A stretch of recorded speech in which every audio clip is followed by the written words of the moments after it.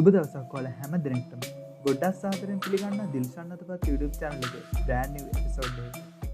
ඉතින් අද වීඩියෝ එක ටිකක් විශේෂ වීඩියෝ එකක්. අද කතා කරන්නේ Windows 11 operating system එක ගැන.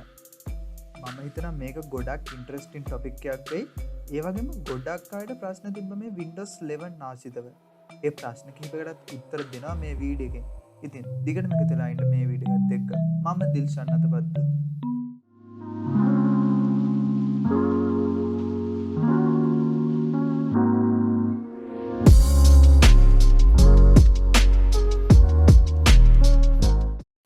ඉතින් මේ Windows 11 ගැන කතා කරද්දී මේ දවස්වල තියෙන ලොකුම ප්‍රශ්නේ තමයි මේ Windows 11 එකේ තියෙන hardware requirements ගැන. ඉතින් Windows 10 එක අපි කොච්චර හොඳට පාවිච්චි කරත් සමහර වෙලාවට Windows 11 අපිට පාවිච්චි කරන්න බැරි වෙනවා. ඉතින් ඔයා Windows 10 එකේ ඉල්ලන maximum requirements ටික තියෙනවා නම් ඔයාට හැකි වෙනවා Windows 11 අනිවාර්යයෙන්ම පාවිච්චි කරන්න. විශේෂයෙන්ම කියන්න ඕනේ මම අද කතා කරන්න මේ Windows 11 install කරන හැටිවත් එහෙමත් නැත්නම් download කරන හැටි ගැනවත් නෙවෙයි. මම අද කතා කරන්නේ Windows 11 අපේ laptop එකට එහෙමත් නැත්නම් desktop එකට compatible වෙනවද කියලා සහ මේ Windows 11 වලට ඉල්ලන hardware requirements නැති PC use කරන අයට කොහොමද මේ Windows 11 experience එක ගන්න කියලා. ඔයාලට මේ experience එක ගන්න පුළුවන් වෙන්නේ අපි normally internet යන්න භාවිත කරන web browser එකෙන්. අපි මුලින්ම බලමු අපේ desktop එකට හෝ laptop එකට මේ Windows 11 match වෙනවද කියලා. ඒකට Microsoft ආයතන විසින් පුංචි application එකක් release කරලා තිබුණා. ඒකේ නම තමයි PC Health Check කියන tool එක. කොහොම නමුත් මේ application එක මේ වෙනකොට Microsoft site එකෙන් අයින් කරලා තියෙනවා. මොකද කිව්වොත් අපිට Microsoft Insider program එක register වෙලා අපිට Windows 11 beta version එක use කිරීමේ හැකියාව දීලා තියෙන නිසා. කොහොම වුණත් මම පල්ලෙහා description එකේ download link එකක් දාලා තියෙනවා. ඔයාලට ඒක follow කරලා FileHost කියන website එකෙන් මේ tool එක download කරගන්න හැකියාව තියෙනවා. ඔයාලා මේක download කරලා install කරගත්තට පස්සේ මේ application එක open කරගන්න පුළුවන්.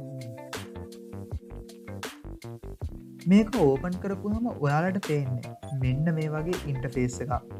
ඔයාලට ඔයාලගේ ඩිවයිස් එකේ main requirements, Windows updates සහ battery capacity එක වගේ ගොඩක් දේවල් මේ application එකේ පෙන්නනවා. ඉතින් ඔයාලට මෙතන පේනවා ඇති introducing Windows 11 කියලා box එකක්. මේකේ check now කියන බටන් එක press කරලා ඔයාලට පුළුවන් Windows 11 ඔයාගේ ඩිවයිස් එකට match වෙනවද කියලා බලන්න. මම දැන් මේ check now කියන එක උඩ එක සැරයක් press කරනවා. ඊට පස්සේ තත්පර කීපයක් ගියාට පස්සේ message එකක් ආවා. This PC can run Windows 11 කියලා. ඒ කියන්නේ මගේ device එකේ Windows 11 පාවිච්චි කරන්න පුළුවන් කියලා තමයි මෙතන පෙන්නන්නේ. බැරි වෙලාවත් Windows 11 වලට ඉල්ලන hardware requirements ඔයාගේ device එකේ තිබිලත් error message එකක් එනවා නම් ඔයාලට කරන්න තියෙන්නේ ඔයාගේ lap එකේ හෝ PC එකේ TPM option එක boot menu එකෙන් enable කරලා ආයෙසරයක් try කරන්න.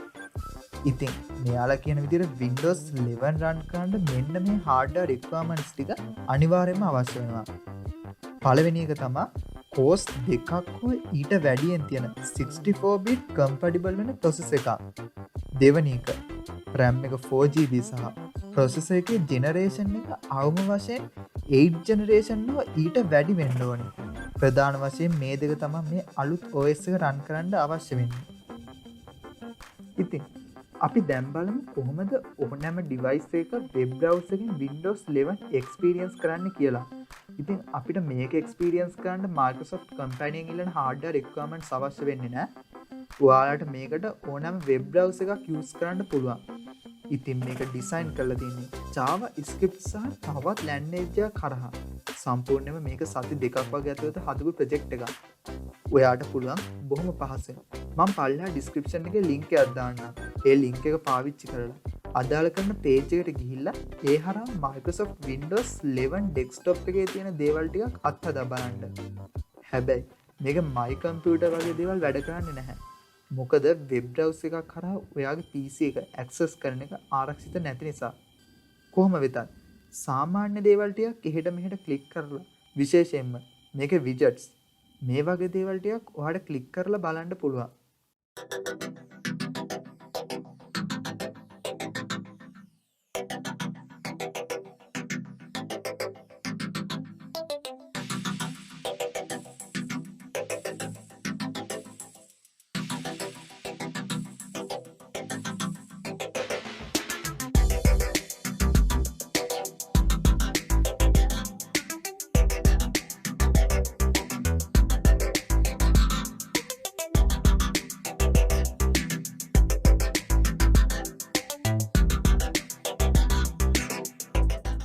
ඒ වගේම Windows 11 කියන්නේ මේ වෙනකම් ඔයාගේ Windows 10 කම්පියුටර් එක ඇතුලේ ඉන්සයිඩර් ප්‍රෝග්‍රෑම් එකට ලොග් වෙලා ඊට පස්සේ එතනින් අප්ග්‍රේඩ් එකක් විදිහට ලබා ගන්න තිබ්බ තවම බීටා වල තියෙන OS එකක්. ඉතින් තව මාස දෙකක් වගේ ඇතුළත මේක ස්ටේබල් වර්ෂන් එකක් රිලීස් වෙයි. හැබැයි ඔයාට ඕන නම් දැන් පුළුවන් ඔයාට වෙනම ISO ෆයිල් එකක් විදිහට Microsoft වෙබ්සයිට් එකෙන් මේක ඩවුන්ලෝඩ් කරගන්න. හැබැයි මේකටත් ඔයාට Microsoft email එකක් තියෙන්න ඕනේ. ඒ වගේම ඔයා Windows Insider program එකට sign in වෙලා එහෙමත් නැත්නම් register වෙලා තියෙන්න ඕනේ. ඒ account එකෙන් register වුණාට පස්සේ Microsoft Windows Insider program එක හරහා දැන් ඔයාට කෙලින්ම ISO ෆයිල් එක download කරගැනීමේ හැකියාව තියෙනවා. ඉතින් ඒ link එකත් මම පල්ලෙහා description එකේ දාලා තියෙනවා. ඔයාලට පුළුවන් Windows 11 දැනට තියෙන බීටා ISO එකත් ඩවුන්ලෝඩ් කරගන්න. මේ හරහා ඊට පස්සේ ඔයාට පුළුවන් වෙනම USB drive එකකට bootable විදිහට මේක හදාගෙන ඕනෑම කම්පියුටර් එකකට මේක install කරන්න. හැබැයි අනිවාර්යයෙන්ම TPM 2.0 තියෙනවද කියලා මෙතනදී සැකහැර දැනගන්න අවශ්‍යයි. හැබැයි අර අප්ග්‍රේඩ් එකකට යනවට වඩා fresh install එකක් මෙතනදී කරගන්න පුළුවන්. ඉතින් මම විශ්වාස කරනවා Windows 11 operating system එකට ආසාවෙන් ඉන්න අයට මේ වීඩියෝ එක ගොඩක් ඉන්ටරෙස්ටිං වීඩියෝ එකක් වෙන්න ඇති කියලා. ඒ වගේම තමයි මම අද කතා කරපු යම් කිසි දෙයක මොකක් හරි වැරද්දක් තියෙනවා නම් ඔයාලට පුළුවන් comment section එක use කරලා ඒ වැරද්ද නිවැරදි කරන්න. ඒ වගේම තමයි අනිවාර්යයෙන්ම comment කරන්න. මම අද කියලා දීපු දේවල් ඔයා කලින් දැනගෙන හිටියද? කොහෙන්ද දැනගත්තේ සහ ඔයා මොනවද experience කරේ මේ OS එක ගැන? අනිවාර්යයෙන්ම comment section එකේ ඒ හැම දෙයක්ම කතා කරමු. මොකද comment section එකට ඔයාලා මේ දාන comments වලින් ගොඩක් අයට දැනුම share කරගන්න එක පාත් එකක් වෙනවා. ඉතින් ආයෙත් අලුත් content එකක් අරන් මේ බලාපොරොත්තු වෙද්දී මම sign out වෙනවා. මම දිල්ෂාන් අතපත්තු.